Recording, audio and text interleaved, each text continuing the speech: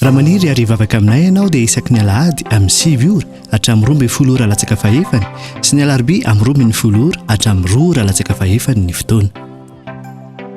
Eny Antsahamanitra, fiakarana tahaka ny ho any Antaninarenina, trano Mangabe amin'ny ankavia. Tongava soa daholo.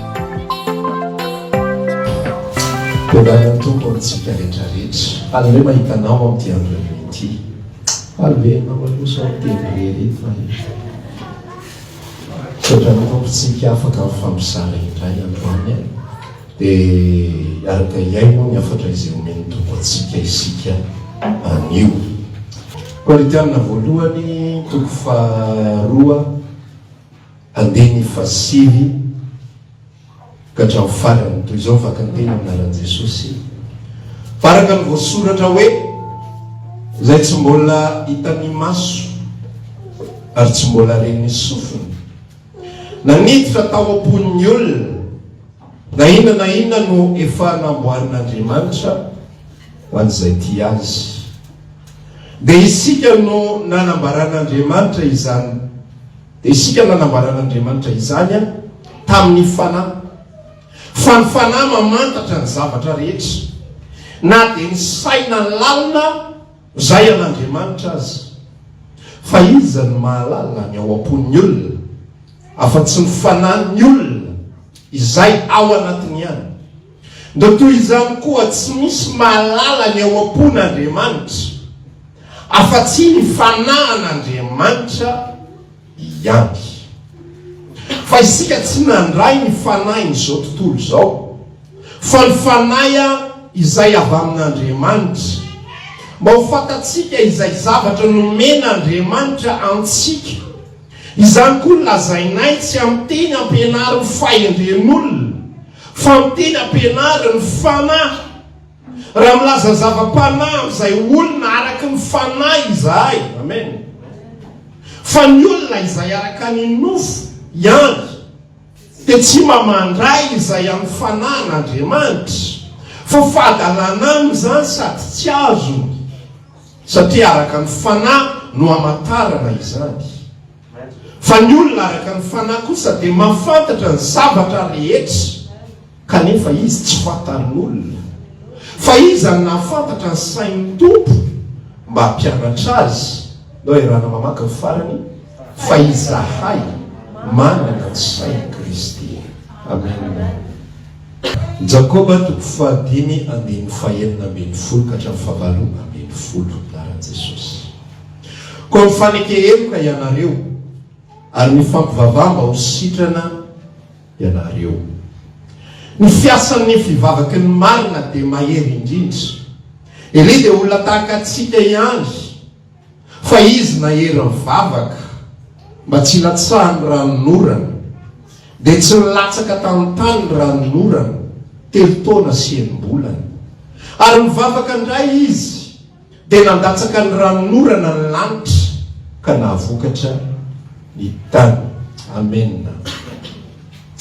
Ireo teny anankiroa ohatrany hoe mety tsy mifandray fijerinao azy fa mifandray ihany izy ireo no ifampizarantsika anio. Ny teny izay tena iompanantsika dia tia Koritianina ity, fa andalantsika fanazavana soatra ilay Jakoba toko 5 teo izany.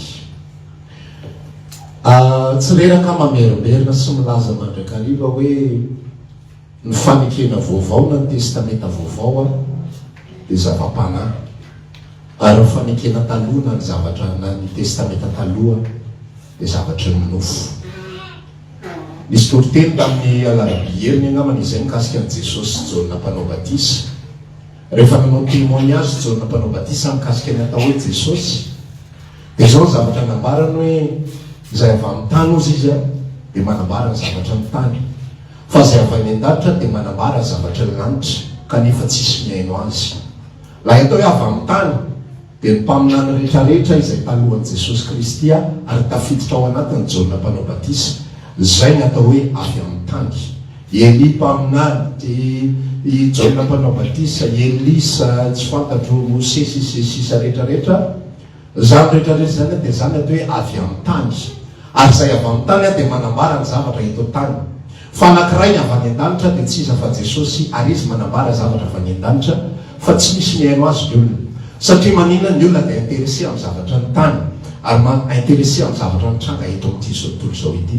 Fa rehefa tonga Jesosy dia izy nanambara ny zavatra avy any an-danitra ary izy mitondra ny fanahy izay avy any an-danitra dia tsy iza fa ny fanahy masina.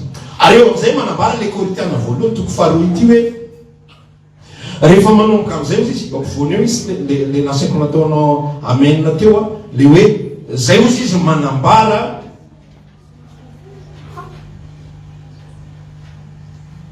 moa izy teo zay ozy izy manambara zavatra eo amin'ny andiny fatelo amby folo. Zany no koa no lazainay tsy amin'ny teny ampianarin'olona fa amin'ny teny ampianarin'ny fanahy raha milaza zava-panahy amin'izay olona araka ny fanahy izahay. Rehefa nanomboka tonga zany Jesosy Kristy dia nitondra ny apôstôly izy dia nanome ny fanahy masina izy dia nitondra amin'izay natao hoe fanambarany ny fanahy masina. Dia rehefa miresaka amin'izay Paoly dia zavatra teneniny dia zao ny zavatra izay teneninay dia zavatra araky ny fanahy, tsy destiné ho an'ny olona rehetrarehetra fa fahadalàna ho an'ny olona rehetrarehetra zany. Ary ny olona araky ny nofo dia tsy mahay mandray izay zavatra avy amin'ny fanahy masina fa tsy azo zany. Rehefa nihainao Paoly ny olona dia adalàna zany zavatra zany ozy izy. Ny toroteninay ozy izy dia fatafitohinana ho an'ny jiosy, fahadalàna ho an'ny jentilisa, fa herin'Andriamanitra kosa ho famonjena ho an'izay rehetra mino. Tao anatin'ny andro vitsivitsy a dia mieritreritra zavatra anankiray napetraka ny tompo tao akoko a sy tamin'ny alalana fanontaniana ihany koa moa zany le izy izay tsy voavaly. Fanontaniana mila valiny fa fanontaniana tsy mety tena voavaly araky ny tokony ho izy. Dia za koa mba nanontany tompo hoe ahoana marina ny tena fantehirizana. Le fanontaniana dia efa nielohavana le fijorona vavolombelona be dia be teo. Dia ohatr'izao le fanontaniana rehefa amin'ny fotoana inona no mivavaka dia mivaky, dia rehefa amin'ny fotoana inona no mivavaka dia tsy mivaky. Rehefa amin'ny fotoana inona no mametra tanana amin'ny marary izy dia sitrany reny, dia rehefa amin'ny fotoana inona mametra tanana amin'ny marary toa tsisy inona mitranga akory fa toa mivijanona marary any. Tsika rehetra hoe miaina zany daholo sa tsy matra zany. Zany na dia pastera miaina zany zavatra zany hoe vavaka ho an'ny anina dia sitrany, vavaka ho an'ny anina toa tsy sitrany. Ohatran'ny hoe efa tady andeha lojika nandreo hoe nefa ny aretin'ny anina ohatran'ny gravy noho ny aniny. Fa ahoana le gravy ny sitrana fa le tsy gravy tsy sitrany. Anao zany hoeritreretina fa gravy ny spécialité an'Andriamanitra. Ka rehefa misy aretina gravy io tena hay io. Jerena indray le gravy manaraka toa tsy mety indray le izy. Fa ahoana ary zany ina ny lojika n'ity zavatra ity? Ahoana ny tena fandeha n'ity zavatra ity? Io Korintiana voalohany toko faharoa io no manambara azy fa ny fanahy irery ihany no ahalalana azy. Dia zao ny ambaran'ny apôstôly Paoly amin'izay miresaka. Zaho izy manambara zava-panahy amin'ny olona amin'izay olona araka ny fanahy hafahafa be teny eo afany eo amin'ny inona moa nanaty izy eo amin'ny alolo kely eo izy a dia manambara zavatra ohatran'izao hoe nareo olona araky ny nofo mbola misy ady eo nareo efa itsy ambadika indray izy anao hoe milaza zava-panahy sy olona araky ny fanahy fa ahoana ary zany amin'ny nofo amin'ny fanahy ahoana ny fandeha zany. Dia nanomboka nametra-panontaniana ihany koa tamin'ny tompo hoe ahoana ary ny fandehan'le izy ry tompo, inona ny fahamarinana rehefa fotoana ohatry ny ahoana ny tena ahafantarana an'izany fotoana an'Andriamanitra, ahoana ny tena ahafantarana an'izany zavatra Andriamanitra zany. Tsy marina amin'ny fotoana rehetrarehetra ve ny tenin'Andriamanitra izay manambara ao boky Marka toko 4:9 manomboka raha tsy diso hoe mandehana n'izao tontolo izao torio filazantsara amin'ny olona rehetra zay misy atao batisa no vonjena, zay tsy mety mino no melohana.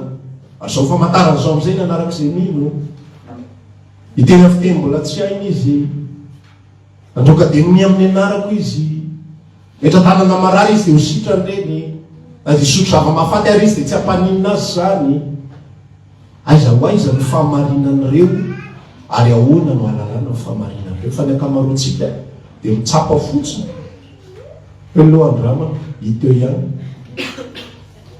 rehefa tsy hita efa misy pneu de secours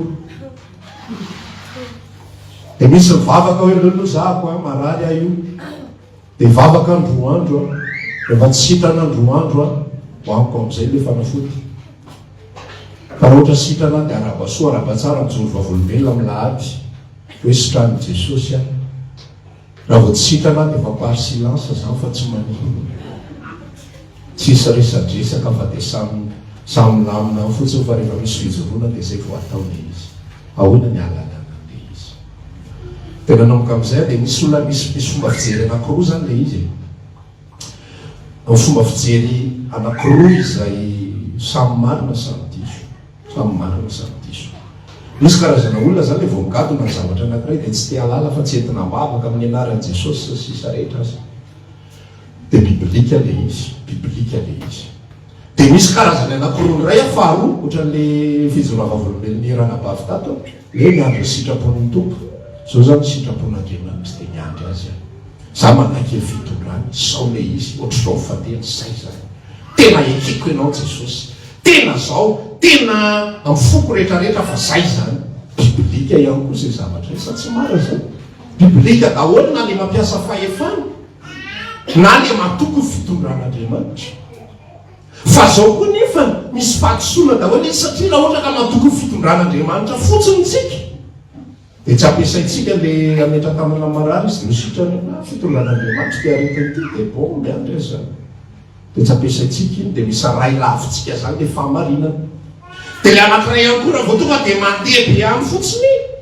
dia misy ray lavitsika ihany koa zany le fahamarinana Andriamanitra koa nefa manao zay tiany amin'ny fotoana hitiavany azy dia aiza zany dia tena fahamarinana ao anatiny zany zavatra zany dia natsiaro ny tantara anankiray io amikasika ny Eli izay lazay ny tenin'Andriamanitra teo ao amin'ny bokin'i Jakoba 5 novakitsika teo any dia ny 110 ozy iny le fanambarany tenin'Andriamanitra milaza hoe mifampivavah mba ho sitrany ianareo ny fiasan'ny fivavaky ny marina dia mahery indrindra dia zao ny fanambarana izay somary misy tsindrom-pangotra kely avy amin'ny Jakoba Eli dia olona tahaka atsika ihany saingy mahery ny vavaka izy inona ny tsindrom-pangotra ny Jakoba ao anatin'le izy saingy nahery vavaka izy tsy tahaka anareo zay dikan'le tsindrom-pangotra saingy nahery vavaka izy tsy tahaka anareo teny vavaka izy mba tsy latsahan'ny ranonorana nahery vavaka izy mba tsy latsahan'ny ranonorana dia tsy nilatsaka tamintany ny ranonorana fitotaona mizara roa dia mivavaka indray izy dia niverina tamin'ny tany amin'izay ny ranonorana rehefa nandinika kely amin'ny tantarany Eli dia ho zany anakan'saiko any mieritreritra misy diso ny zavatra teny amin'ny Jakoba fa tsy nivavaka Eli iny nampitsahatra amin'ny ranonorana fa ny baikon'Andriamanitra no niteny taminy hoe Eli mandeha any ianao tenenao amin'ny mpanjakany Israely Ahaba hoe manomboka amin'izao fotoana hitenenako zao dia tsy misy andona orana hilatsaka eto amin'ny taniny Israely mandrapiteniny ty vavako ty azy zany hoe le fandehan'le tantara tena izy dia zao misy tenin'Andriamanitra ny alolalana ny vavaka Eli tsy nandeha fotsiny araky ny fataitaina amin'ny fony lasa sao ty tsy mandeha amin'izay lolony ty Israely ty aiza ve ka firenena voafidiny Jehovah Andriamanitra dia vehivavy no mitondra ny mpanjaka amin'ny sangany zany tsy nale tantara mpanjaka dia mpanjaka fa nisy vehivavy atao hoe Jezebela nitondra azy tamin'ny sangany dia lasa mivavaka tamin'Andriamanitra fa ny Israely dia mivavaka tamin'ny Asera sy Bala Israely zany atao hoe Andriamanitra ny Kananita dia rehefa mivavaka tamin'ireo dia tsy taitra arak'izay Eli fa nisy baikon'Andriamanitra mihitsy zay Eli vao mihetsika ary rehefa mihetsika Eli dia tsy mihetsika araky ny sitrapony tsy mihetsika araky ny fanambarana anankiray misoratra amin'ny boky sy ny taratasy fa mihetsika araky ny baikon'Andriamanitra amin'ny fotoanan'Andriamanitra sy amin'ny minitra an'Andriamanitra. Amen. Ao bokiny Nomery dia misy tantara anankiray rehefa hiditra ny tany Kanana ny zanak'Israely dia no tenenin'ny Mosesy avy amin'ny alalan'ny tenin'Andriamanitra hatrany. Mosesy tsy mihetsika fotsiny amin'izao zany mihitsy, fa misy tenin'Andriamanitra foana melo lalana. Amen. Dia ozy izy Mosesy miresaka tamin'ny Israely, mifidiana tenin'Andriamanitra, mifidiana pitsikelo 10 20 raha avy isaky ny foko. Dia asay vo miditra ny tany Kanana izy, dia izaho ny tany. Rehefa miverina avany izy lasonareo manafika. Fa rehefa nandeha tany ny pitsikilo, mpisafo tany ny filaza azy, dia nahita ny tany, dia verina izy dia mitondra tatitra. Ny 10 mitovy ny fieviny, ny roa samihafa ny fieviny. Ny 10 dia nanambara zavatra toy izao: nakany amin'ny tany Kanana izahay ary tena hitanay fa tena mahavokatra amin'ny tany. Jereo toy ny apepam-boaloboka toy ny roa no milanja azy. Ny apepam-boaloboka zany le voaloboka anankiray le misandraka anankiray iny, dia roa vao mahalanja ny vao mahazaka an'ilay izy, fa mbola ngeza moa reny voaloboka tsy rititsika ao Shoprite reny izy. Misy milelamolotra mihitsy mahita rehefa voaloboka Israely mbola ngeza noho hoe sady tsara noho hoe fa saingy izao izy 10 ngeza be tsisy oatra zany le olona tao. Ohatrany tsy ngetana ny fijeriny anay ary ohatrany tsy ngetana koa fijerinay ny tenanay ao anaty andro zareo. Mosesy ny teny mandeana fa omen'i Jehovah nareo, fa tsy nentana dery zareo. Dia naripak'Andriamanitra satria nimenomenina ry zalahy hoe andao mifidim-pitarika fa dia ndao miverina any Egypta. Ny vavany tany dia nisokatra dia latsaka tao izy rehetra dia nisy afo nandeha. Vita amin'izay le action, ozy izy le ambiny janona teto. Raha zao fandeha no fateto tsika menakafo ka zao aleo miditra ny tany Kanana dia maty, toy izay maty ny Jehovah ty amin'ity tany hevitra ity. Ozy Mosesy nanafatra efa tapitra ny dele, tsy mahazo miditra ny tsononareo, efa tsisy finoninareo mijanona eto indray. Ozy izy rehetra andao miditra, lasa izy miditra. Inona no mitranga? Maty tany izy rehetrarehetra. Satria manino? Tsisy tenin'Andriamanitra intsony mielo lalana azy. Azonao fandehan-javatra. Ozy izy ny tenin'Andriamanitra zay milaza hoe Andriamanitra va manao zavatra raha tsy miteny amin'ny mpanompoana. Misy tenin'Andriamanitra dia misy action, misy fanambarana dia misy action. Tsy baiboly fotsiny no mitady-dalana, zay no mampatonga ny tenin'Andriamanitra manambarana. Fa izay zanak'Andriamanitra dia tarian'ny fanahin'Andriamanitra fa tsy tarian'ny baiboly. Tarian'ny teny izay voasoratra fotsiny irery ihany. Aveko ty fanambarana anankiray efa nataoko efa ela be ty révélation nomen'ny tompo, fa rehefa namorona n'izao tontolo izao Andriamanitra dia zao fanambarana tany tsy misy endrika sady foana. Anaizana ny tambony lalina ary fanan'Andriamanitra nanomba tambony rano. Ary Andriamanitra nanao hoe misy mazava, zay vao misy mazava. Inona zavatra nitranga na dia teo ary fanamasina, tsy misy action raha tsy mivoaka ny parole. Ny teny aloha Andriamanitra, tsy fantatra hoe firy arivo taona, firy alina taona, firy tapitrisa taona ny fanan'Andriamanitra nambomba tambony rano, fa tsy misy mouvement, tsy misy miracle, tsy misy na ina zavatra nitranga raha tsy mivoaka ny teny izay avany amin'ny vavan'Andriamanitra. Ary iny atao hoe Andriamanitra, iny tena mivoaka iny dia zay voala zao rehetrarehetra zao.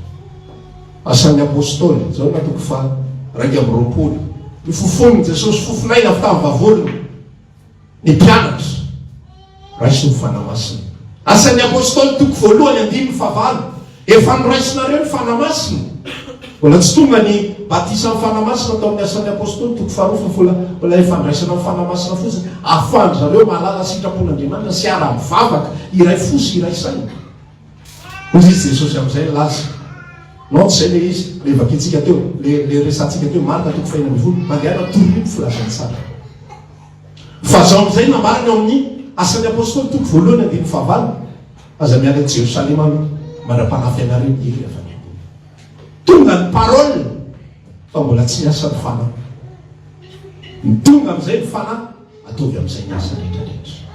Verintsika amin'ilay tantara ataon'ny Korintana voalohany toko faharoa ahoana ny alalana ny sitrapon'Andriamanitra amin'ny alalan'ny fanamasina.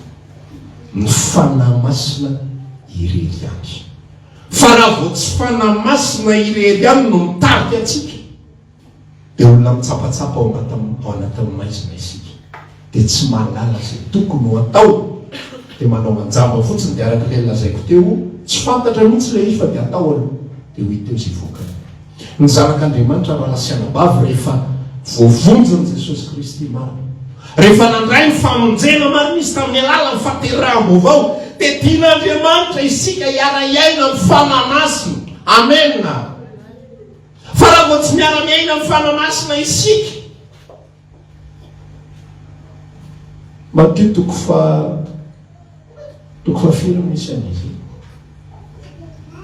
toko fahadimy angamba milaza an'izy. Tsy misy olona izy mandrehitra jiro dia manino mametraka azy anaty vata famara. Fa atao ery ambony ery izy mba ho hitany ny rehetrarehetra. Ny jiro dia endrika ny fanamasina. Fa rehefa piretinao ny jironao tamin'ny alalan'ny fahateraham-baovao, fa mipirina ny anaty vata famara izy, dia mijanona maizina ihany ny fiainana, dia mijanona mitsapatsapa. Aiza aloha izy. Jereo tsara fahasahinana nanan'ny apôstôly Paoly atao amin'ny Korintana voalohany toko faharoa ity, fa enzana be io fahasahina io. Zao ny fanambaran'ny apôstôly Paoly mihitsy eo amin'ilay andininy farany izay niarahantsika namaky, izahay manana ny sain'i Kristy. Paoly mandehandeha eny, za mbola te hamerina Eli nataony Jakoba référence, fa za manome anao référence ny apôstôly Paoly. Olombelona tahaka atsika, amena. Olom-bovontsy tahaka atsika, amena. Fa inona fahasahinana nanana? Zahay manana sain'i Kristy. Fasahina eo papana ve zany? Miteny ratsy ny fanamasina ve zany? Hoe fa izy elahy no manao an'lao matakatry ny sain'Andriamanitra. Nisy fotoana mpoly ny sitrapon'Andriamanitra tahaka izany, efa tsy haiko 2 taona lasa ngamba izany, efa tena misy olona tezitra mihitsy tany am-polo tany. Hoe fa ahoana no asahina miteny zavatra ohatr'izany? Hoe mahafantatra izay ao am-pon'Andriamanitra, fa io ny verset Korintana voalohany toko faharoa. Fa izy moa izy mahalala izay ao am-pon'Andriamanitra. Afa-tsy izy ny fanahy. Fa tsy misy olona mahalala izay ao am-pon'ny olona.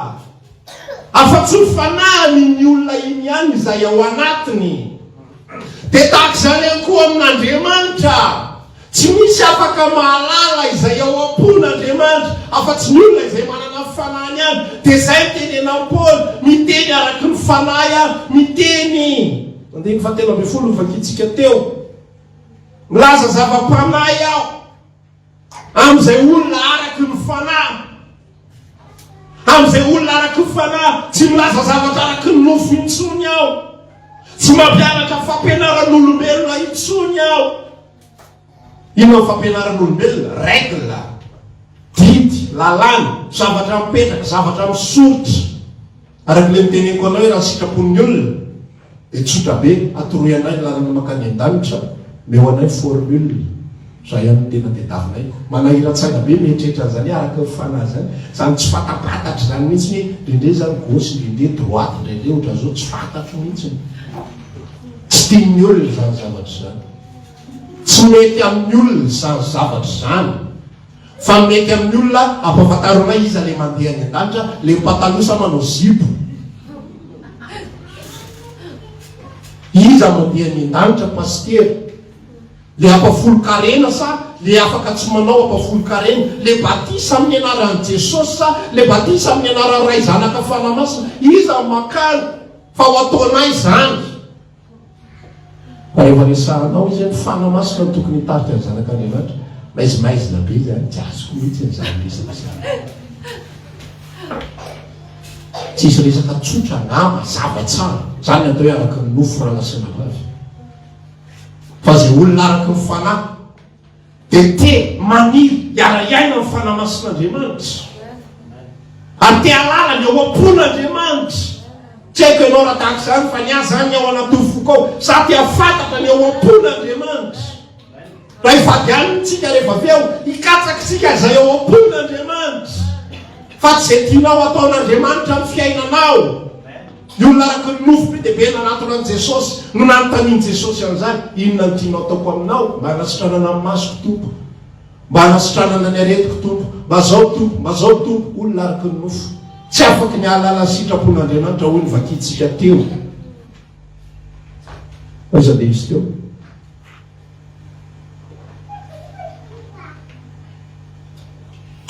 Eo amin'ny tsy hitako fivavakitsika teo ka jereo izy ilay tenin'Andriamanitra ny olona araka ny nofo tsy mahalala.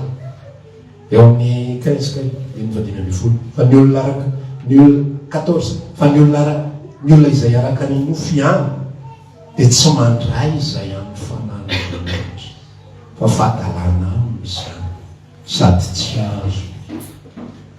azo inona ny lalana zao ny lalana tsy azo izany. Jesosy ny lalana velabelaro amiko hoe ahoana ny mahalalana ny lerangala izy ke olombelo ny lalana ao nofoko ny tena fihinana ny rako ny tena fisotro ataony ahoana ny anaikitra andrangala, ataony ahoana ny hinana andrangala. Raha vao ty tempolo ty fa afaka telona dia ho atsangako. Ny razam-beanay 920 taona nanangana ny tempolon'i Jerosalema, kongiary nangana azy eo anatin'ny 3 andro.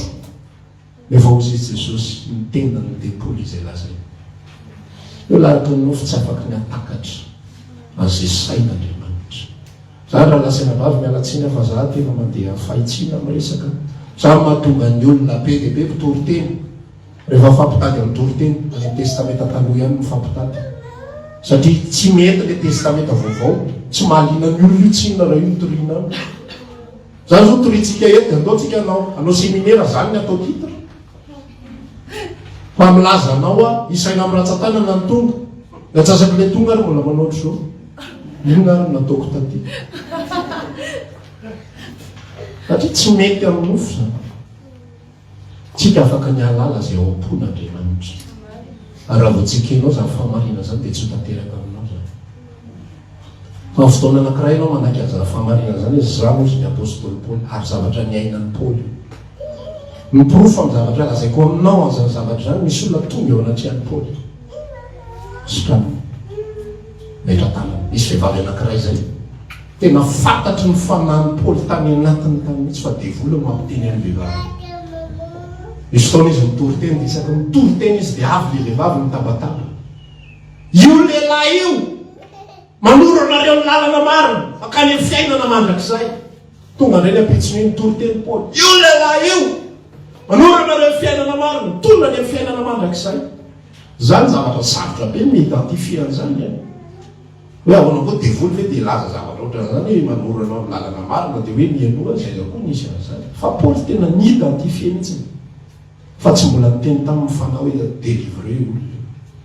Miaino fotsiny izy, miaino fotsiny. Mandeha ny andro sy ny fotoana, tonga amin'izay ny fotoana, totona amin'izay ilay ambarako aminao ny fanadina momba ny tany. Rehefa tonga amin'izay ny teny, misy sy mazava, izay no misy mazava. Tonga amin'izay ny teny, izay nanambara tamin'ny apôstôly Paoly amin'izay. So amin'izay ny fotoana délivre an'ity vehivavy ty. Lasa amin'izay izy nanatiny. Rifanà miala aminy ianao. Tsisy fanozonozonana be ty aminara tsisy.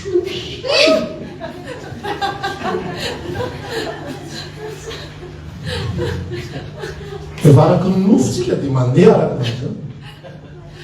Tsy mety ho voaka izy amin'io. Koa ilay pasteur anankiray zay fa lany limonade ray tavoangy. Any limonade aloha tsisy niay ato. Ndray andro maninjitra. Ombo anglera litra sy tapany lan'izy rola fotsiny. Tsy afaka ny devoly. Misy anankiray zay plein temps 10 lary zalahy miaraka dia hamanky fahoriana ny nale fa sapitoritely le maty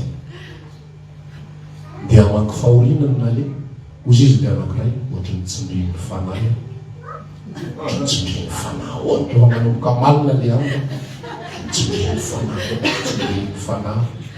Lasa iaray mivoaka. Ka izy mivoaka iny da diluile. Nosorany diluile le razana olona. Teo amin'izay izy naran'i Jesosy, naran'i Jesosy. Tsy nitsangana le maty. Satria tsy mahay miaina ny fanan'Andriamanitra. Rehefa nateraka indray amin'ny Kristy tsika dia nomena ny fanahy. Ny olona le mitsapatsapa ngera lasa nabavy tsy stable ny finoany. Na hainao hiatrika an'ilay izy ary dia efa mieritreritra aompy ty sa tsy aompy. Arak'ilay teneniko hoe mena dele Andriamanitra. Sitrana alefa zany le vavaka, alefa le vavaka. Ireo marara zazakely naran'i Jesosy. Sitrana, sitrana. Jerena miakatra amin'ny température afaka adiny roa. Tsy filalao ny aretina. Tsy filalao ny aretina. Fa raha fantatrao na tena Andriamanitra marina miresaka aminao amponao na miakatra ny température. Ny fonao tsy miova ny fidoboka ny fantatro. Hoy izy Paul laza fantatro la iloko. Fa tsy amin'ny fotoana rehetrarehetra zany. Fa mila fantatra mihitsy ary mila identifier ny zanak'Andriamanitra ny ray no miresaka aminy. Zany tenena Jesosy milaza ao bokin'ny Jona 10 miondriko ange miaino ny feoko. Izy tsy miaino ny vahiny zany. Ny vahiny manamboatra ny feo ny tovy amin'ny feo ny mpiandrondry.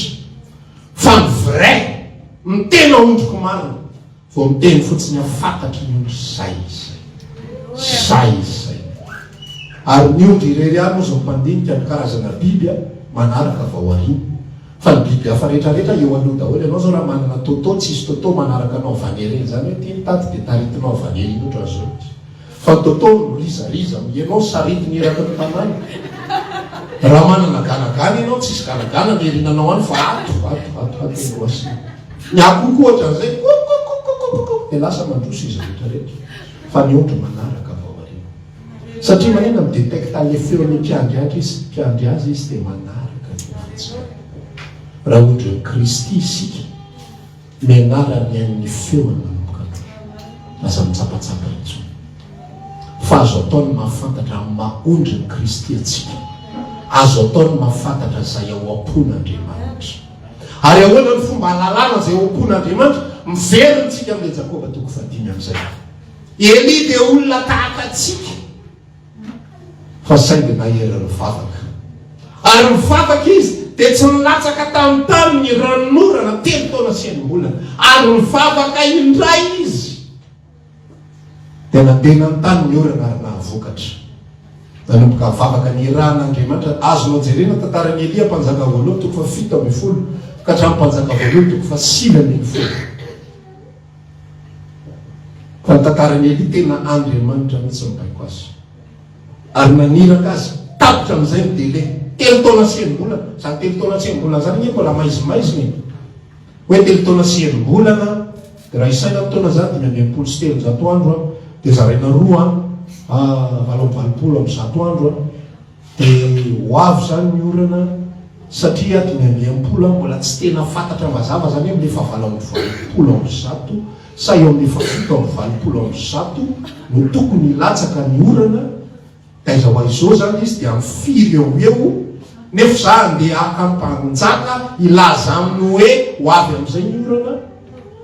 Sao teneniko ampanjaka hoe raha vinavina koa raha ny tenen'ny tompo tamiko 3 taona sy tapanozy izy fa io taonan'Andriamanitra koa fa io samy mahafantatra. Tsy fantatro za tsy manao tsy mitompo teny fantatra amin'ilay izy fa ohatrohatran'izay fandehany ka za tsy miantoka raha tsy aby fa zay fotsiny aloha ndarako. Fa Eli manana ny fanan'Andriamanitra izay miresaka aminy. Dia lasa izy mivavaka. Dia netany mpanompony. Dia Eli miankohaka. Dia fomba vavaka eny sampona be. Sokafany izy mandohatra zany dia sokafany ty feany ty. Dia lohany. Dia ny lohany eo ataony eto ampovoan'ity lohanany ity. Efa izy amin'io fa dadabe. Lava nanandrana matsinety.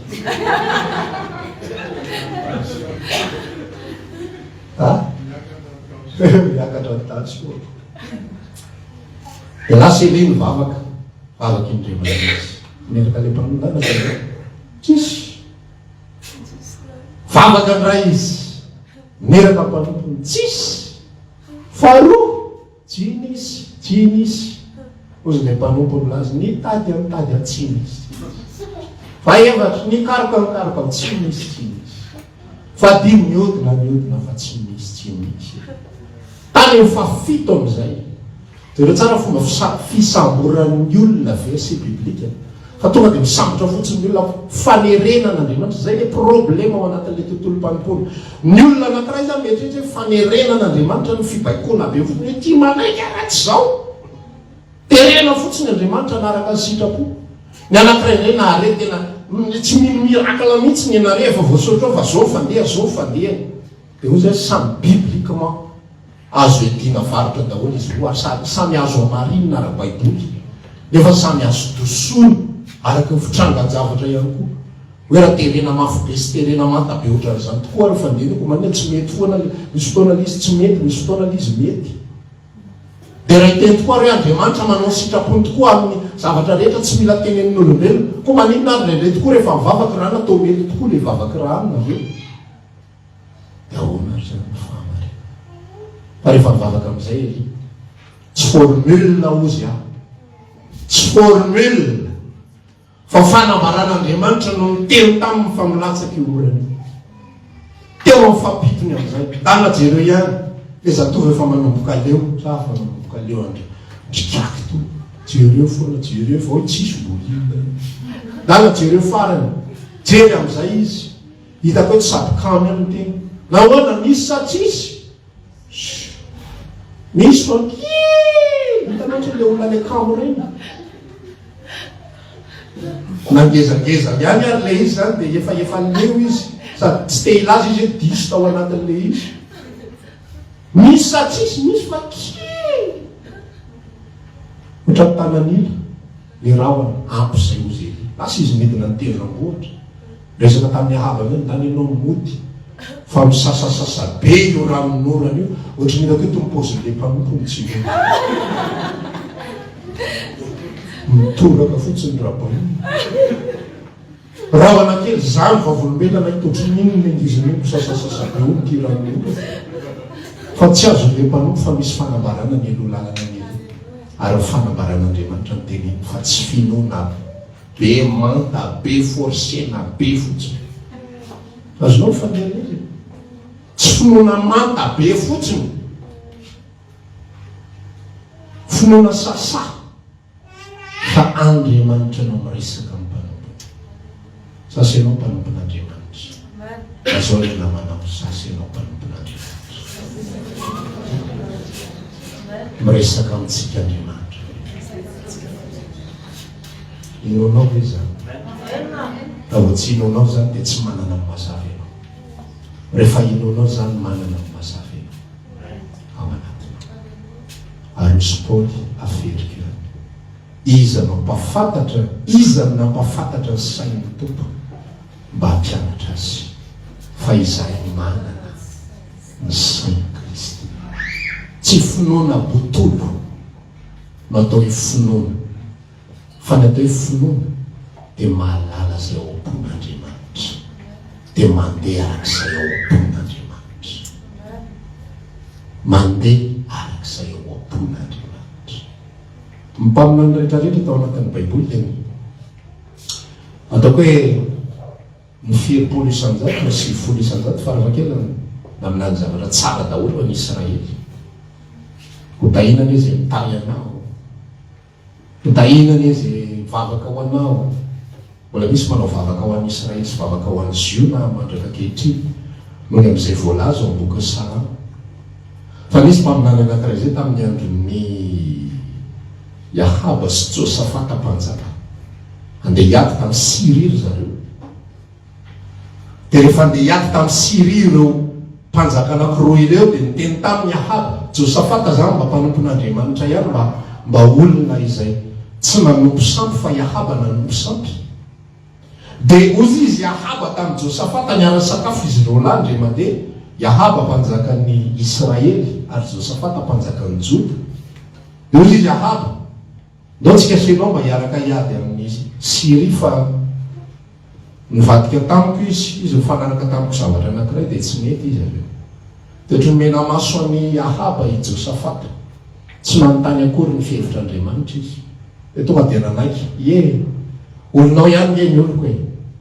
fa fanjakanao ihany ny fanjakako fa vonina dia anafika hiaraka aminao dia lasa amin'izay Ahaba mba nandeha anafika amin'izay dia mba nanana conscience ihany Josafata hoe fa alohan'ny hidivana aleoko antanina mpaminany Jehovah ka toy izy Ahaba io izy misy 100 lahy atsovo daholo izy 100 lahy 400 lahy moa zany 400 lahy atsovo daholo le mpaminany Jehovah 400 lahy dia antanina ina izy Jehovah dia ozy izy 400 lahy mandeha mpandresy ianareo mahomby ianareo zavatra Andriamanitra mino lalana anareo tsy maintsy mandresy eny ampelantananareo fandreseny manoatra no mpandresy ianareo 400 lahy tsisy hafa nytenena ozy izy Josafata tsy matimaty lolo ohatrany tsy matiko lolo reto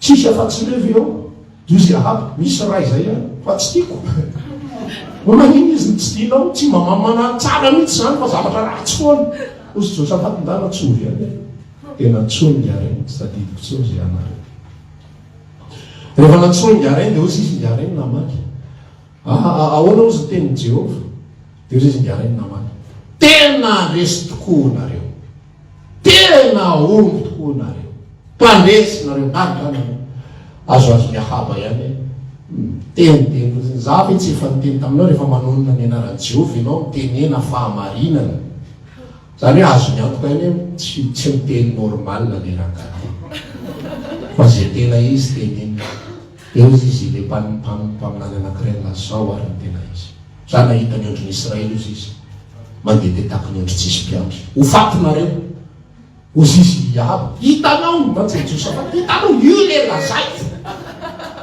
tia maminany tsara mihitsy nefa efa mba naminany tsara ihany le olona fa izy tsy mety tia maminany tsara mihitsy io aizako fireneny Israely iny dia ho resy ho rava olo azonao le formule rehefa Israely dia mpandresy rehefa Israely dia mahomby fa Jehovah milazo ho faty Israely ho rava Israely ho potika Israely zay ny fanambarana avy amin'ny Jehovah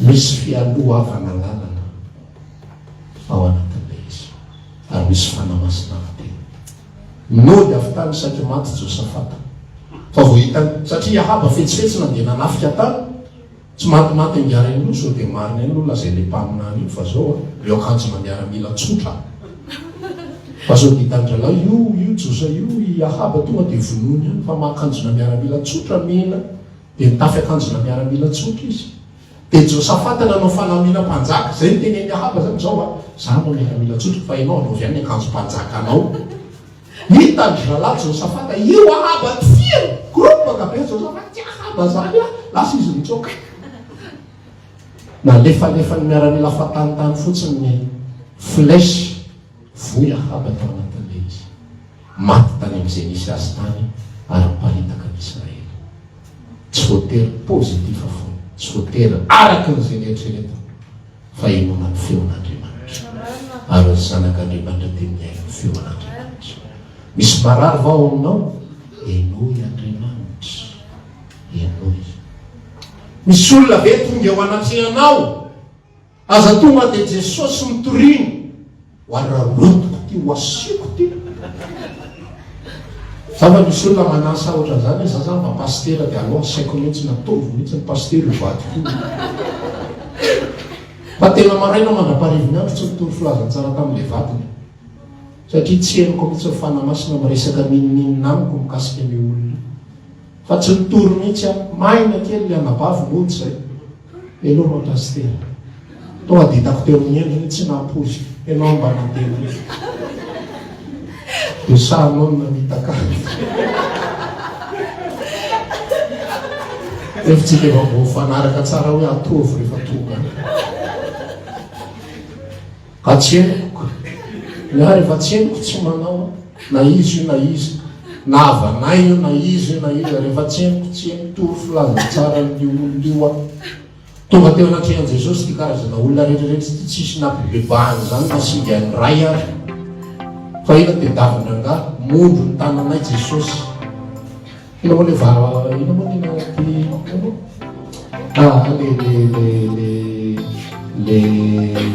fomba fiteny malagasy ny hoe alala sy miboriboka. Mondro ny tananay Jesosy am'sambovalany zay maty Jesosy mba hanaovy miracle araboky zay. Nanaovana miracle araboky ary zareo tsy nampibebahana izy tsy nomena filazantsara satria tsy zay natao azy. Tonga teo amin'ny Zakaiosy Jesosy venao fa tsisy problème Zakaiosy. Mana problema goavana be le rangahy. Ary nisy problema miafoezany. Raha fantatry ny arainy koa mety manalavy Jesosy mety manalay mpanahy ihany izy mba hampivokiny amin'ny 10 cm Jesosy. Za mantsy ny tsy anana ny olona haja mihitsy ho any amin'le pota ozany zareo. Evenao le vehivavy teo amin'ny fatsakansika ara tsy manana problema. Manana problemy ny indinona nambady ny fanieny tsy izy tsony. Leo izy leo bonanana. Lehilahy rehetra mitovy daholo tsy hanambady an'ity tsony problema sentimental. Fa tsy nasiany Jesosy resaka sentimental. Tsy nasiany Jesosy resaka problema Zakaiosy. Fa ny tonga amin'ity trano ity famonjena. Zay ny ilay Zakaiosy. Zay ny ilay vehivavy Samaritain. Dia zay ny nomeny anazy. Satria Jesosy tsy mandeha par formule fa mandeha arak'izay nandrahandray anazy. Dia zay ny natao. Zay fotsiny. Tsika zanak'Andriamanitra. Zay manana saina Kristy. Dia tsika be ny jaona toko 5:10 raha miray amiko ianareo. Petra anarakinareo teniko. Natao zay tianareo na inona. Ao azonareo zany. Dia misy manao mpizaha par formule na inona zany ao helikoptera mihitsy ay akory manoratra azy. Manoratra ary dia efa tsy hay. Aliskoptera sorata io. Dia zay mivavaka entina. Ny fo amin'io tena miredareda mihitsy toroteny zay Jesosy a. Any ireny akodaoda misy dahalo ireny meo aliskoptera zay.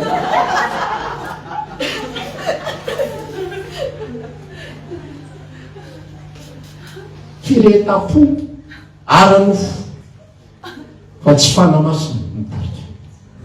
Fa rehefa fanamasina mitarika na tsy mangataka ary tonga. Na tsy mangataka ary tonga. Rehefa fanamasina mitarika na tsy ho faty hanina ary. Zany mbola système de formule n'olombelona. Averiko aminao eto fa ny olombelona ty formule. Fivadikanina rehefa tsy azonao mavavaka tsotra dia ko anao lakle. Fivadikanina sy vavaka. Da voaka verset iny karazany iny tsy mivoaka raha tsy amin'ny fivadikanina sy ny vavaka. Da voaka amin'izay publicité misy karazana valimavaka tsy mivaha raha tsy amin'ny fivadikanina sy ny vavaka. Misy karazana olana, misy karazana fatorana, misy karazana ozona tsy afaka raha tsy vavaka sy fivadikana. Malala ny ao am-pon'Andriamanitra. Miray Kristy mitoetra ao anatinareo ny teniko. Averiko aminao fa ny atao hoe teniko tsy verset biblika fa Kristy miresaka ao anatiko. Kristy velona ato anatiko. Dia mampafantatra ny sitrapony amin'ny fotoana io. Averiko le tantara ao bokin'ny Nomery teo. Misy ny fotoanan'Andriamanitra eto nareo miditra ao amin'ny tanànany Kanana. Ary eto tsy valida intsony zay fibaikony zay. Fa tsy ny teny ao hoe midira ao dia mahazo miditra zany amin'ny fotoana rehetrarehetra zay idira. Hoe tapa-kevitra amin'izay zay fa hiditra Andriamanitra sao zay ny resy lahatra. Non, eo ny fotoana miditra nareo. Tsy hiditra eo ianareo amin'iny fotoana iny zay natao tsy mino. Averiko aminao fa natao hoe finono. Malala ny am-pon'Andriamanitra. Zay natao hoe finono. Mafantatra ny am-pon'Andriamanitra. Dia misy fandresen-dahatra amin'izay eo am-pon'ny zanak'Andriamanitra. Miatrika n'ity aretiny tia. Fa sao tsisy tahotra ny anatiko matakasina koa. Satria manino ny elohavan'ny tenin'Andriamanitra. Satria atao anatiko henoko ny asan'i Kristy. Henoko ny asan'ilay mpiandry ahy. Ilay mpiandry tsara izay mitondra miray saina amin'ny amin'izao fotoana izao. Atao amiko ny sain'i Kristy. Ary eto kosa tsy miditra ao anatin'ny tantara eo aho, tsy miditra ao aho satria tsy henoko Kristy mitahika ao anatin'ny zavatra tsy miditra ao aho eto ivelany eto ihany ka iny le alina tamin'ny herinandro iny ihany e. Misy olona ny manao ohatran'izany averino pastera le toriteny le tamy any mihitsy iny averino inviteko arianao a sy iny mihitsy ny tena ilainy zareo reo mantsy manao azao manao azao manao azao manao azao tsy mety sy asain'ny tompo tenenina ihany no tena ary miondroko mihain'ny feoko fa miahoana ny alalanao ny feon'Andriamanitra amin'ny fanananao fiainam-baraka. Jakoba 3:5 ely olona takatsika ihany saingy ahery ny vavaka avereo farany verset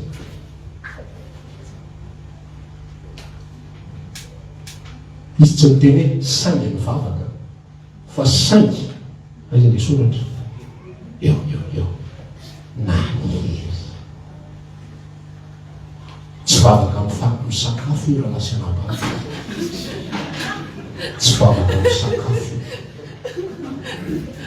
tsy raina izay ny an-danitra raha lasa anabavaka ka iny ny volosana foana tsy vavaka avao fo io ka hoe Andriamanitra apetraka ao tontolo akananao tontolo androko rehetrarehetra da io arovo tatamy vombino amen mafeny zavatra rehetra zay tsy zany fa ny atao na herin'ny vavaka nanana fifandraisana Andriamanitra dia nahalala izay tao am-pon'Andriamanitra dia nandeha arak'izay tao am-pon'Andriamanitra dia nitsahatra ny ranon'olona miteny fotsiny izy tsy hoe teny indray mandeha izy dia misy herikerika avy efa hoe mitsahatra ho aho mitsahatra